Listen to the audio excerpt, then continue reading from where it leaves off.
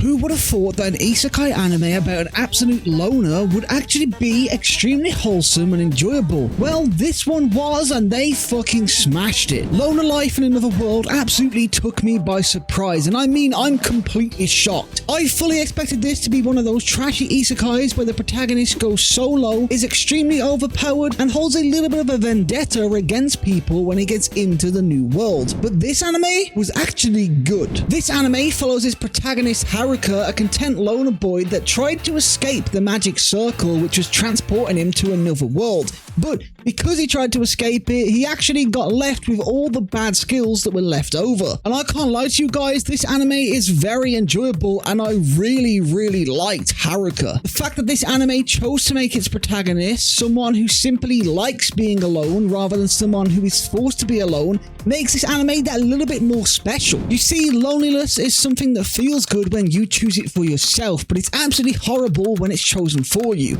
And this anime shows that perfectly through its protagonist and Angelica. The fact that the class rep, the nerds, and pretty much all the other classmates are just genuinely good people that like and support and believe in Haruka makes the dynamic so much better. Of course, within the class there are a few bad eggs with the delinquents and that one math nerd, but thankfully this anime dealt with them in the first half of the season instead of dragging it on, and actually let us see them start to enjoy their life in this new world while dealing with whatever issues may arise. But with that being said, I'm not going to sit here and act like this is an isekai masterclass of a crazy well-written story, because it's absolutely not. But it is really enjoyable, and a lot of that is because I absolutely adored all of the characters, especially when it comes to the Galde. And let me tell you right now, there's actually a few potential contenders for best girl in this anime. I mean, Chika was absolutely adorable when we first properly got introduced to her. The gal leader is just fucking hot as fuck, and I can't cap, I would let that girl step all over me. But pretty much the entire anime, I was actually rooting for the class rep and had her down as being best girl. I mean, let's face it, the class rep is an absolute cutie. She has a great personality and amazing chemistry with quite literally everyone, and she just brings the absolute vibes, but is also one of the main people making sure that Haruka doesn't end up going off alone and knows that he's actually a part of the group,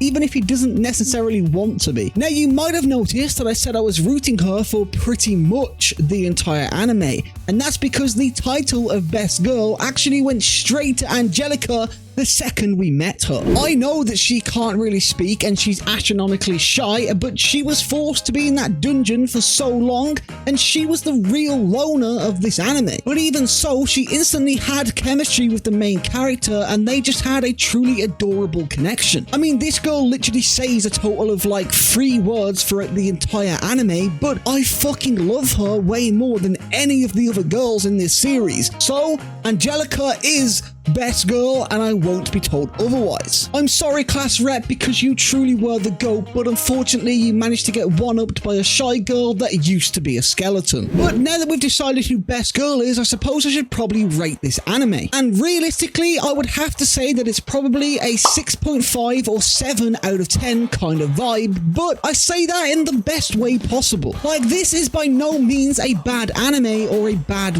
watch, because I actually really enjoyed it, but there's just nothing really stand out about it, you know? When it comes down to it, the animation, the fights, and the story are all just pretty standard, but paired with some characters that you low-key just sit back and enjoy watching. So I can comfortably say that if this anime did get a season 2, which I don't know if it will or not, but I will be watching the shit out of it if it does. I just want to explore the story a little bit more and see where it can potentially go, and just chill in this new world with some chill-ass characters and enjoy watching their experience of the whole thing. So despite the fact that I'm saying it's like a 7 out of 10, I'm also saying that if you haven't seen it and you don't know what to watch and just want something that's kind of chill, then you should definitely watch it. And if you're someone that has seen it, then please let me know in the comments what you thought of it, because I am intrigued, since I didn't really think I'd enjoy it as much as I actually did. With that being said, that is the end of today's video, so make sure you smack that subscribe button, and as always, remember to feed your goldfish, pet your dog, and tell your family you love them. Peace the fuck out.